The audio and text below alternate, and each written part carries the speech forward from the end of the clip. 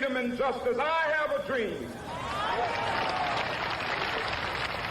My poor little children will one day live in a nation where they will not be judged by the color of their skin, but by the content of their character. I have a dream today.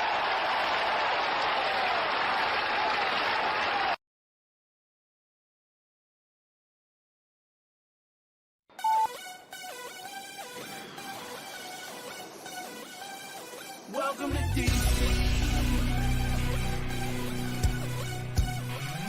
You know we're down at the USA Cup. You're taking it slightly. I'm taking it slightly. Now how you thought I go, you won't be right back. Well, we gon' be right here. We gon' be right here. We ain't going nowhere. Welcome to DC.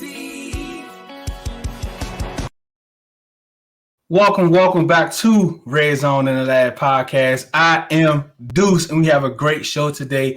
We have Matt Schoen in the building. We're going to talk about the Washington Commanders, how long he has been a fan of this Washington franchise. That's going to be very interesting to know. We also going to talk about season expectations, season in review, just a lot of things we got to talk about. I can't wait to have that conversation for Matt right after this. This is Hog Farmer Chris from the Hog Farmers Charitable Foundation. And before you start listening to Red Zone in the Lab, check out our Amazon Smile, a simple way to support the Hog Farmers Charitable Foundation every time you shop, and it's no cost to you. We're back! Welcome back to Red Zone in the Lab with Deuce.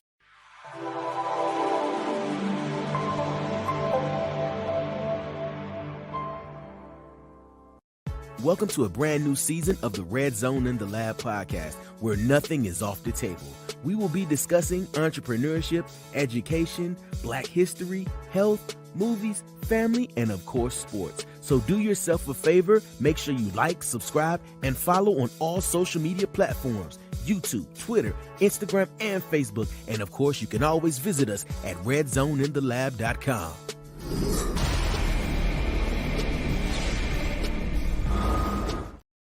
Welcome. Matt Schoen is in the building. He has entered the lab on today. Thank you so much for joining us. How you doing this evening, Matt? Well, actually, afternoon, because you're on the West Coast, right? Yes, sir. Hey, thanks for having me on, man. I'm doing great. How about yourself? Yeah, good, man. Hanging in there. So let's get into some Washington fandom, right? Like, How long have you been a fan? Does it run through the family? Did you just pick it up? Because I've heard like so many different types of stories. Some of them be like, how did that happen? So what's your story, Matt? So, this is year 30 for me officially, actually. The first season I remember was 93 when Rippon was on his way out. And we had Rich Gannon for a little bit. And, I'm a third generation fan. My grandfather was a fan. My dad was a fan. And, I was just born and raised in it, man. I'm from Northern Virginia. I am from Sterling Park. I lived there majority of my childhood until I was about 18 years old. And, the Redskins or Washington, whatever you want to call them, was everything to me, man. I mean, that was a tradition in my family, and I just bled it from the get-go. So. How has the last 30 years been? If you could sum it up in a couple sentences. Disappointing. Yeah, it's been really disappointing. You hope for the best. You go into every off season and you think, okay, this is what we got to do to get better, and we're going to get on track. But, it just hasn't panned out for us for several reasons. And, I'm still a diehard. I still love them, and I'll still have hopes every single year. But we got a lot going ahead to get better, man. That's for sure. Yeah. So thinking about that, right? Thinking about the expectations for 2022. I had high hopes. You know what I mean? Like, I took what I saw from Carson Wentz last year, and I played it in my mind over and over and over till I had arguments for it that he could at least be a top 18 to 22 quarterback. That's all we kind of, really needed in order to be successful. But man, he didn't even make that mark. What was your expectations coming into this season? I would say record-wise, they met my expectations. I had their floor at 7. I had their ceiling at 10, which is, I know, a general answer, but that's really where I was. I knew that the team, was hoping for good stuff with Carson Wentz. I personally hated the move from the jump. I just didn't really see the need to go that route with an aging vet that just hasn't been able to kind of re-grasp his skill set from 2017. So, I understand the hopes. I think they did a good job of building the roster, and I thought they could compete pretty well in year 3. But, expectation-wise for the record, I felt like they pretty much hit it spot on. One thing I will say, though, is with a Ron Rivera team, especially after watching for 3 years now, I did expect the slow start, but a much stronger finish. I saw that this team generally gets some momentum, and we saw that in the middle of this season, but it just kind of fell off. And I did expect a stronger finish than that. And I felt like the discipline really just wasn't there. They showed a lot of lack of discipline and gap scheme, especially in the beginning of the season. Oh, yeah. On defense. That was killing me. And then also just beating themselves on offense with penalties and just dumb mistakes that, I really didn't expect to see that much in 2022. Oh yeah, man, that's very interesting to hear, because that's kind of where I was. I was kind of like 9-11, just before, because from what we saw last year, what I knew about Jahan Dotson, especially that when he had that home game against Maryland at Maryland last year, how he kind of tore it up. But week 5, right? Week 5 or week 6 when Carson gets hurt, he breaks his thumb, his hand, whatever it was, and we knew we was going to Taylor Heineke at that point. Where were you at that point in the season? Were you like, okay, Taylor's going to give us the best shot, or let's just see what this Howe kid can give us? I kind of had a feeling that Heineke was going to rally the troops a bit because he's so well liked. Yeah. I definitely didn't think he would win as much as he did coming in off the bat. We kind of went on a really strong stretch there, and you could kind of just see the team rallied around Taylor. I'm not a big Heineke fan. I'm certainly not a part of the Hive, but Definitely not. but I respect what he does as a backup, and I think that if we had more expectations of an actual backup quarterback, we would have a lot more respect for Heineke. I think any backup in this league that can perform the way he did, most teams would be thrilled to have that. I mean, the problem is we've had to have him be the starter for too long. You know what I mean? And that's what he's not, unfortunately. So I would say when Carson Wentz went down, I was kind of thinking we were going to downward spiral, record rise at the end, but I knew that Heineke could win us some games and kind of rally the troops. So I called 2, Matt.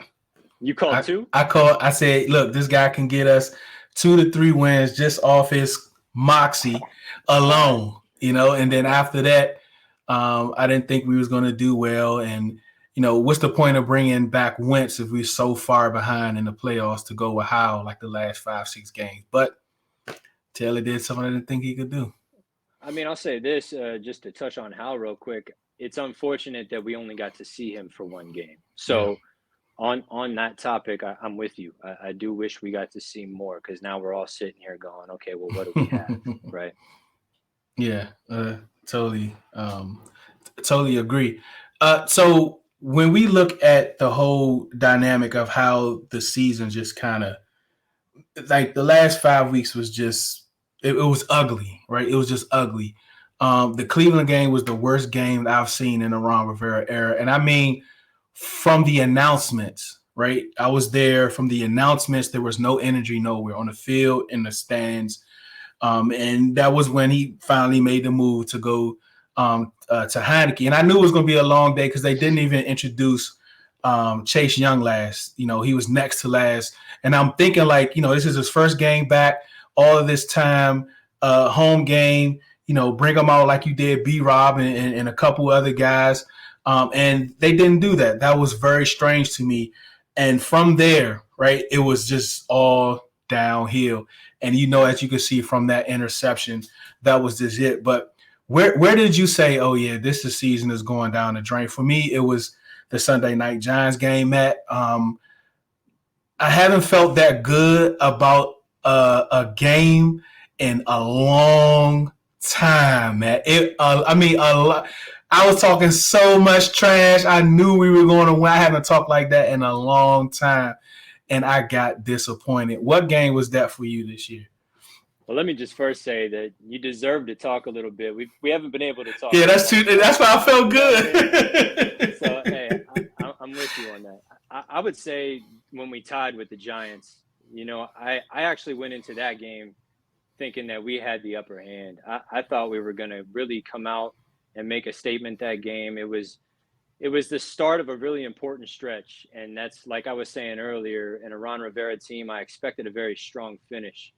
Uh, we played well, and the overtime was an absolute mess, and ended in a tie. But I really felt when we left that game in a tie that we were in some trouble. And I'm with you at home against the Giants on Sunday Night Football. That's really where we should have capitalized and went forward. But I kind of felt like they missed the mark the week before the bye when they played the Giants. But hey, what are you gonna Yeah, we're here, right? All right, so we don't make the playoffs. We stink to to end the year. Now we're watching 3 NFC East teams in the playoffs. I mean, we had a chance for it to be 4 NFC East teams in the playoffs. I mean, there was a chance that it could have been all of us in the divisional round if it kind of played out right. But we're here. He fires first. I know, and I know I didn't give you a heads up with this, but it's not. This is not going to be easy. The press conference. What did you think about Ron Rivera's ending press conference? Like with the whole 2-1 and the weather is the reason why the injuries and all that type of stuff. What did you think about his presser? Well, I mean, that's something that he has a history of with Washington. Is contradicting himself quite a bit, and I feel like fans have really called him out on that. This whole 2-1 rush ratio. I mean, I get why you want to run the ball more. I don't think anybody in the league runs 2-1. That's insane. But if you look at the strength of this team on paper, you would think that the passing attack is really what they should be targeting as a focus point. I mean, with Jahan Dotson, Curtis Samuel, and of course Terry. I realized that the running game was solid, but I think once they realized that their pass protection struggled, that they didn't see that as an opportunity anymore. And I think that's really where they missed here.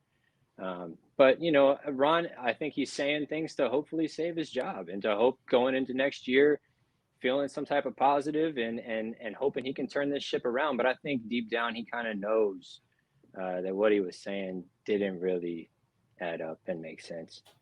It was disappointing, man. I was disappointed. Yeah, it was very disappointing, and that seems to happen a lot when GM Ron and head coach Ron is in the same place, and when that happens, it seems like everything is confused. Like he's talking for two people, and it's just that role just not work for him. It does not work for him. It does, and I've always kind of had a feeling towards the coach-centric model. I'm not a fan of it. I feel like a Dan Snyder-led team has kind of always had a problem with the structure. Ron has a GM now. He has multiple GMs now, but we all know he's the guy that makes the final decision on things. So I'm with you on that one. All right, so Ron makes the decision. Man, we get to talk about so much stuff about this season. I just kind of thought about the whole Taylor Heineke and Sam Howell thing, and Taylor Heineke telling him that go ahead and go with Howell to start the game, and then there was a report coming up about he telling that Howell could have been playing. All of a sudden the Hivers think that Heineke is the quarterback guru now. But let's just touch on that a little, because our group chat was kind of fiery around that time. But let's just put it in audio form. What was your initial thoughts when Ron kind of flip-flopped from going to saying that it was going to be half and half to how I was going to play the whole game in Week 18? I mean, it really felt like he read our timeline on Twitter and said, I can't run. He got bullied, Matt. Yeah, I mean, that's what it seems like. Yeah, that's true. It did seem that way. I don't even understand why it was a contemplation for him, to be honest with you. even if knowing going in that our offensive line is going to struggle, so what? Let's see how Hal reacts to it. Let's see how he handles the pressure. Because, I've seen quarterbacks in this league that don't necessarily have the greatest offensive line, and they still find ways to make it work. Is he able to call out protections? Is he able to scramble in the pocket? Does he know how to maybe call a quick audible and get out of it, right? I wanted to see those things. How does Hal handle the pressure if he has somebody in his face, if they're blitzing him? So I really didn't understand why you even had to debate it. I mean, we were out of the playoffs. There was zero chance. What do you have to lose? Let's see what we have in the young guy. And I'm glad that he went with that and played him. I felt like that was a necessary thing. I agree to that. That's just Ron, the GM, Ron, the head coach. When those two guys are in the same place, it never bodes well for him. So Scott Turner is fired, right? A lot of us are excited. There are a few people that are not. They're calling him the scapegoat, such and such. But my thing with Scott Turner, I think he's innovative. I do think he's innovative. I do think he has like those innovative plays you look for out of what we call the young OC movement, right? But it's him being able to string it together, right? Him being able to make it make sense, right? It seems like he's playing Madden and saying "Axe Madden" when he's doing his plays, right? That's just what it seems. And now the reports, starting that week, that Monday, Tuesday of last week coming out, how players feel, different rumblings in the buildings and so forth. Were you surprised that Ron actually made that move? Not after seeing the players on Twitter's quotes. That actually really surprised me. I think I saw like Terry McLaurin liked a tweet from somebody that was kind of talking about the play calling and stuff. I don't know how true that is, but it just, at that point, you knew it fell apart. And I'm kind of with you. I felt like Scott, especially in that first game, showed some really innovative things. I remember on that first couple of series in the Jacksonville game, I was like, wow, we are using Curtis Samuel fantastically. Like, he was getting the rock in space and really making some things happen. But as the season went on, I kind of felt like Scott loses track in games. He kind of loses his feel for things, and he goes away from what's working. And a lot of times I sat there thinking, what is this team's identity, right? Like who are we when we step on the field? Are we a running team? Are we a passing team? Are we a play action team? What works? And what is Scott saying? This is what we do well, and these defenses need to stop it. And I didn't ever really get that feel throughout the season. So after the Twitter explosion, I definitely was not surprised when Ron let him go. Yeah, I was not surprised at all myself. I think he had to do it. I think it was in the back of his mind. What the thing that I'm kind of like confused about is what happens now with Del Rio. He's not under contract. So that could be a thing with the budget meeting or whatever. All types of things is going on. Man, it's just so much stuff going on with this team, man. And it's going to be a long off season for sure. But on the other side of this commercial, we're going to discuss offensive coordinators. Let's see who Matt wants to have, what type of system he wants to run. Maybe it is the 2-1. I don't know. We got to see what type of guy Matt is right after this. Hi, I'm Christian Miles, native Washingtonian and real estate agent servicing the Washington metropolitan area. I started my career as an investor and later transitioned to the residential side. I really wanted to leave the investor side because I wanted to connect with people. Building relationships is important to me. I understand the buying and selling process can be challenging. I get it. I've been there. I'm a mom, wife, friend, and neighbor. I absolutely love helping families and connecting with people. Going through the home buying and selling process is stressful enough. When working with me, I make it fun. As a realtor, I think it's important to be able to connect with you. Every detail is important, no matter how small. Let me take care of the heavy lifting while you focus on the joys of finding a new home. Something I live by, people may not remember what you said, but they will always remember how you made them feel. With me, it's an experience.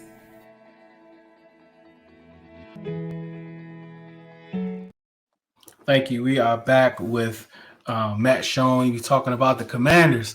So let's talk about the offensive coordinator. Before we see, like, what person do you think or what coordinator you would like to have, or maybe it's more than one.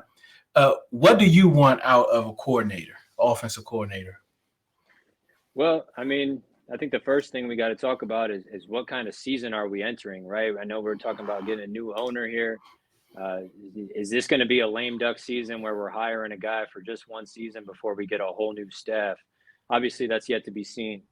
But really, what I'd like to see them get is somebody that can develop a young quarterback. I think that's important.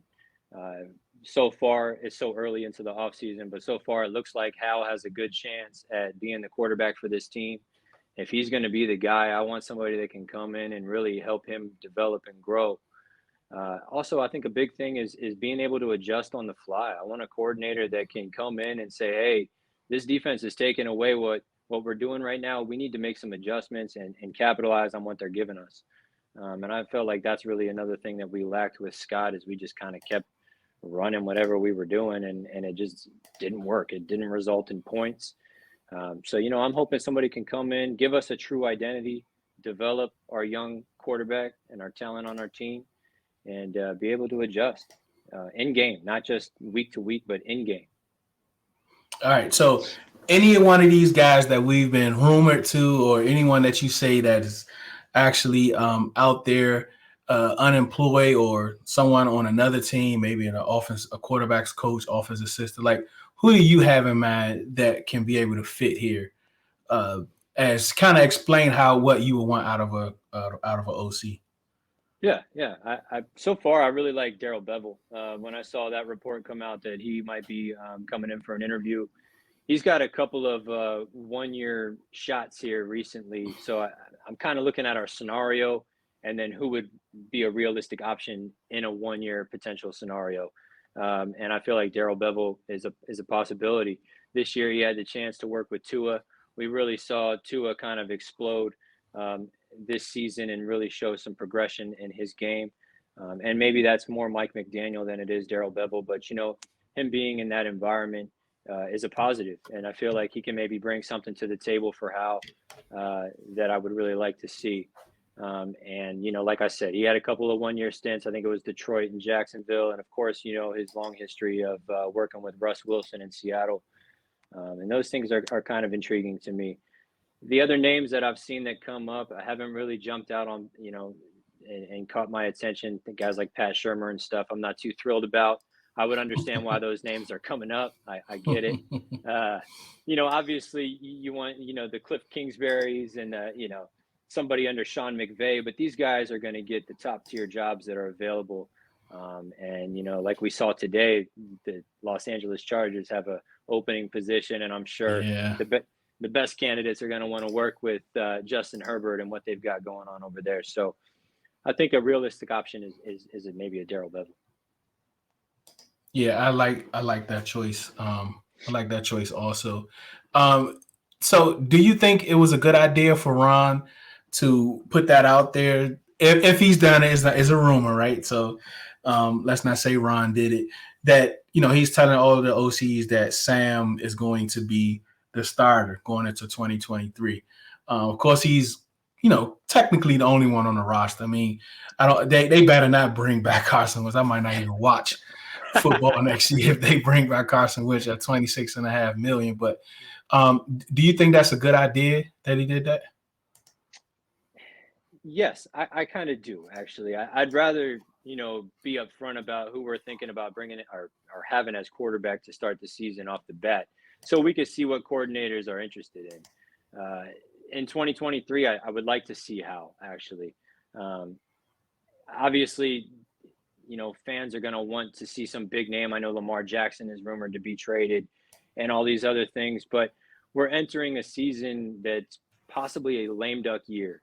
I don't really like the idea of going and getting a quarterback when in 2024 we might have a whole new staff, and maybe that staff isn't married to the quarterback we brought in 2023. And I feel like that's kind of been a repetitive problem for this organization is we haven't had a GM, a coach, and a coordinator all on one page with the quarterback that we have. So I do like the idea of telling these potential candidates it's going to be Hal. I'm sure they're going to bring in somebody else, whether it's a Heineke or a Jacoby Brissett or some other type of older vet that can maybe just be a solid backup. And let's see what this young kid can do in a year that might just be lame duck as is. So I'm kind of in that boat right now. I don't believe this, but it has been going around a lot on Twitter. I mean, everything goes around on Twitter, right? But do you think Heineke would be a distraction if they brought him back? Not really, no. I mean, he's Yeah. been really cool about, building relationships in the building. He has a great relationship with both Hal and Wentz. I mean, he's even telling the staff that Hal should be playing. So I think in the locker room, everybody really likes Taylor.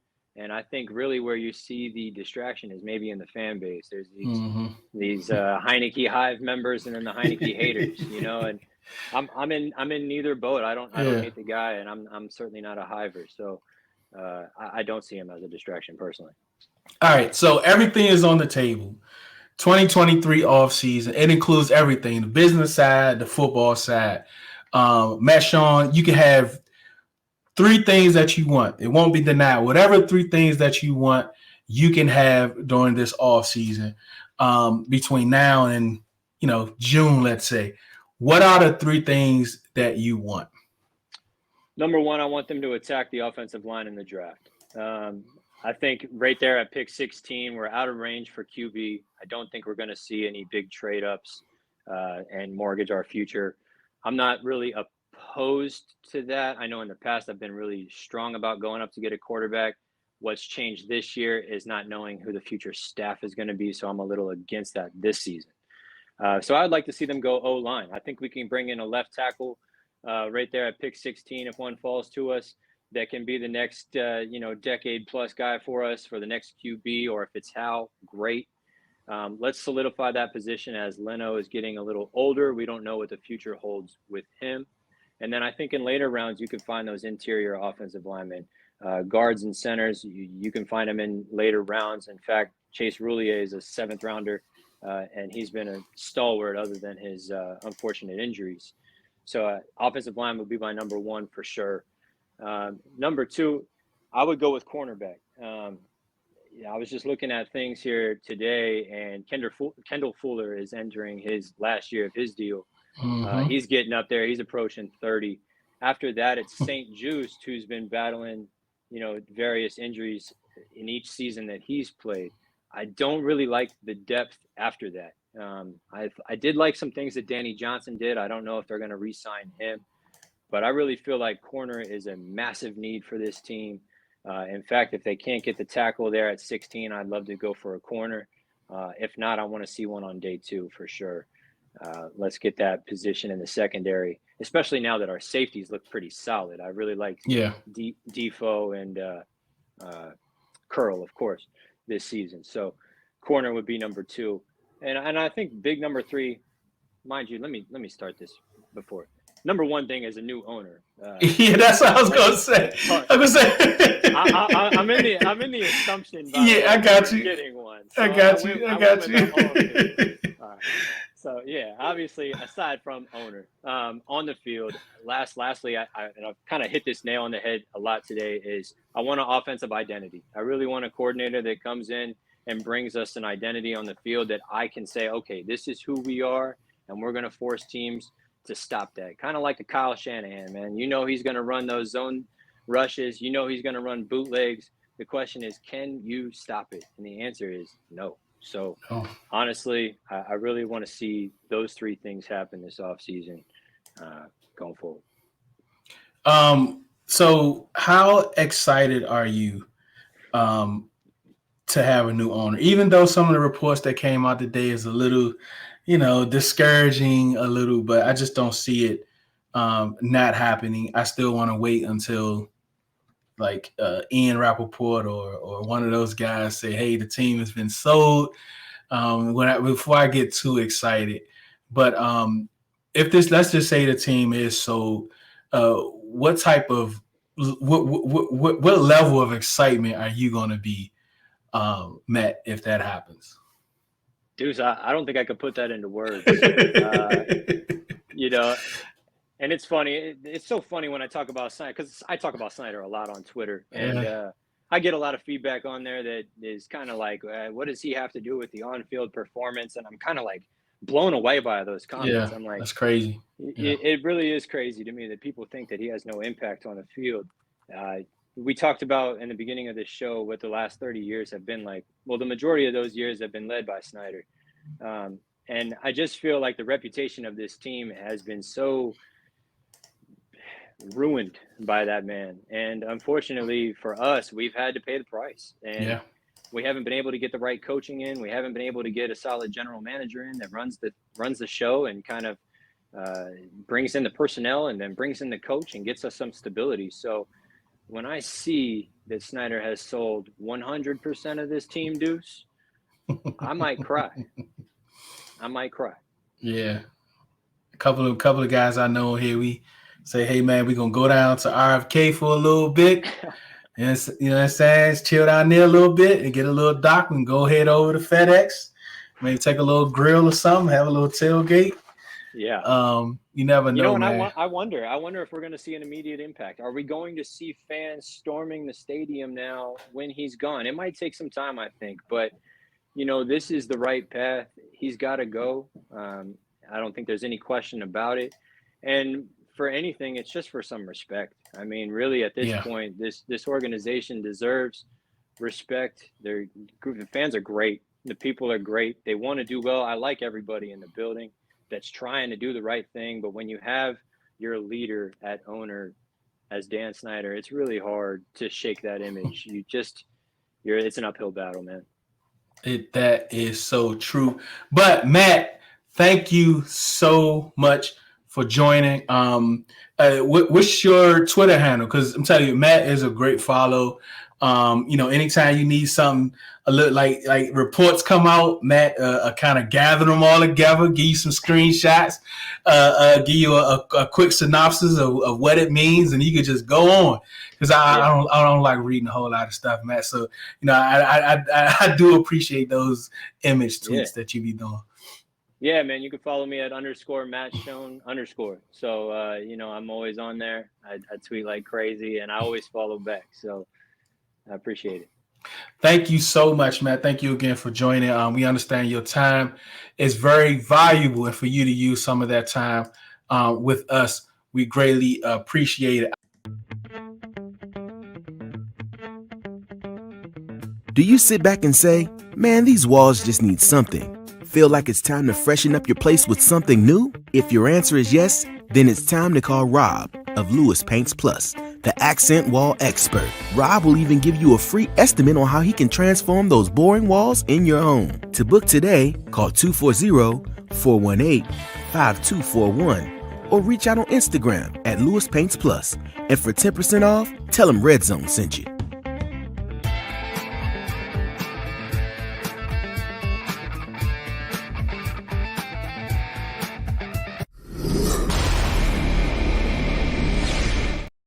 You all know that Scott Turner has been fired.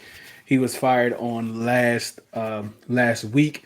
So on Twitter, I went to Twitter, right? And I posted this pic that you see here about who do you want to be offensive coordinator and why. And we had tons of engagement.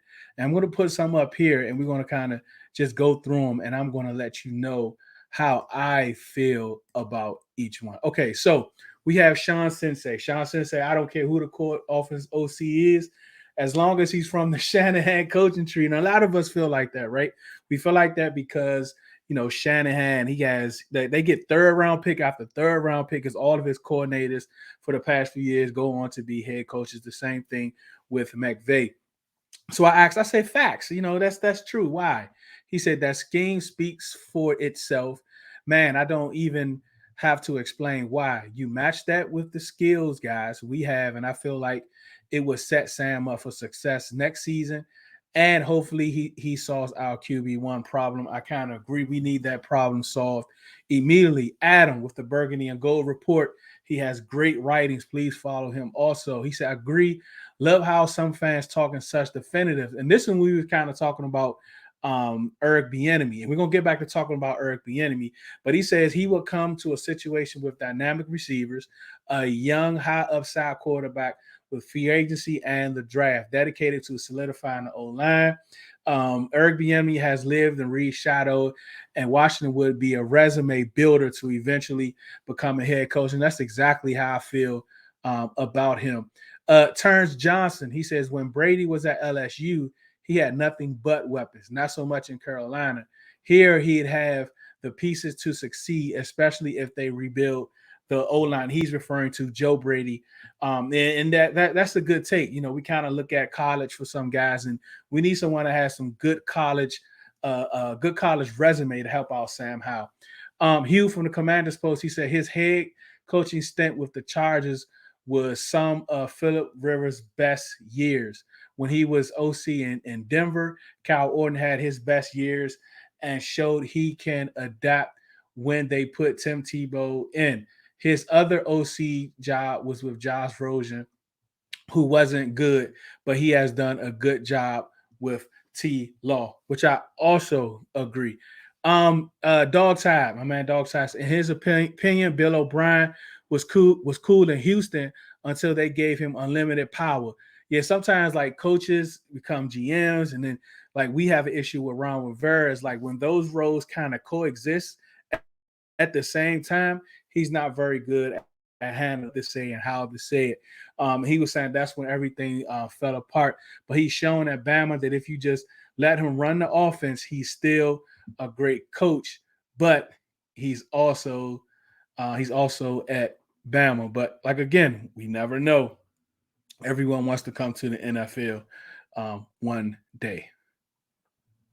So, Unlearn, my man, URE, I call him URE. He's a great supporter of the podcast. He says, Bobby was once a defensive guy and now an offensive guy that may know the ins and outs to getting players in the best positions against these defenses. As far as the OC from the Giants, he said he likes what he sees. So that's a good thing. Like we are kind of going like all over the different dynamics of where we can get an OC from. Jean says he's hungry to get back to head coach job. He showed he can call plays, vet coach, which Ron Rivera wants. That's is something that we have to take into consideration. That Ron may not want a young guy. He might want an experienced OC that he can kind of relate to. I know how bad that sounds, but it's the truth. Now, Matt LaFleur. Now here's the kind of the parallel that I use with Eric Bieniemy. So Steezy says that Matt LaFleur left Sean McVay for a lateral move to be Tennessee's OC and call the plays. And the next year he was the head coach of the Packers. So it makes sense Tennessee tried to do it again. And if he doesn't get a head coaching gig, he'd be wise to consider it. Got to try something different. So yes, so when it comes to Eric Bieniemy, yes, it'll be a lateral move. Maybe they can add, associate head coach or whatever it is they want to do. But that's been one of the things that's been kind of hindering him from going to the next step is does he call plays? Andy says he does. I think Shady McCoy says he doesn't. But again, we have to understand Shady McCoy has a little gripe for his short stint there against Eric Bieniemy. But he will come here, make a lateral move, or go to the Titans or somewhere else, make that lateral move, and then he can show that, I am the one calling plays. I am the one putting these players out there. And with this receiving core and these skill position guys that we have, I think this will be the best spot for him to maximize that talent. And especially like, who is Ron Rivera's mentor when it comes to coaches in the league? Yes, Andy Reid. So there's a relationship there because a lot of us say, hey, look, he needs to have that type of relationship. So Yam, so he just really likes the guy, right? He got to see what he was doing with the defenders. He has a firsthand knowledge as a successful quarterback, and he has shown success in helping quarterbacks get acclimated to the NFL as well as college level. He talks about Andrew Luck's rookie start wasn't his fault. And this is something that we have to kind of take into consideration when we're talking about like these OCs. We really want someone that made a difference with young quarterbacks. Like with young quarterbacks, that's what we're really looking for. Kevin Sykes says, remember, this is talking about Pep Hamilton. He was the quarterback coach at Stanford when Luck was in college, so he developed Andrew Luck. That's the same person that Yan was talking about, Pep Hamilton. And I have mixed things about Pep Hamilton, but like Robert Alcaron said, I believe that's how you pronounce his name. If I didn't, Rob, bro, I'm so sorry. He said he coached Andrew Luck in Indianapolis. Also, he was good with Justin Herbert. Too, he was okay with Davis Mills. With that sorry roster, he need a coach to know the passing game, or maybe Darrell Bevel. That's another person that has also come up is Darrell Bevel. And then we were talking about Pep Hamilton. And then I kind of asked Smitty about the person he asked. He said, leadership and vision. All these guys and others are more than qualified for the job. That's what he wants. Someone with leadership, someone with vision. The interview process will theoretically allow for the cream to rise to the top of the list. Would love to be a fly on the wall. There are tons of coordinators out there now. Hopefully we'll be in the running. Johnny Boy, he says, cannot say he will be successful, but anyone from that tree has went on to eventually be head coaches. So it's something with that system that works. Would like to see him bring an innovative offense here, but I don't think old school Ron wants it. And he's talking about from the Shanahan tree. Again, we talk about the Shanahan tree one more time. Yeah, so I thank all of you guys for contributing. There were more. Hopefully next time everyone will be able to make the cut. This is my first time doing it, so just let me know how I did. If I missed out on anything, let me know, and I will do better the next time. It's all about getting better. But again, hopefully we bring someone in here that's going to be much better than what we saw last year. I really don't have a problem with Scott Turner. I believe that he is an innovative coach, but he was kind of young. He just couldn't put the plays together. Like there was no flow to his play call. Like I said a couple months ago, it's like he's hitting the X Madden button on playing Madden, if you're familiar with video games. But again, thank you all so much out there for watching. Thank you for listening. This is Red Zone and Lab Podcast. I am Deuce, one beat, one sound, one heart, one love. Thank you for listening to Red Zone in the Lab Podcast. Please follow us on Facebook and Instagram. Subscribe to our YouTube channel at Red Zone in the Lab. And you can download our podcast at Spotify, iTunes, and Podbean. And please visit our website at redzoneinTheLab.com.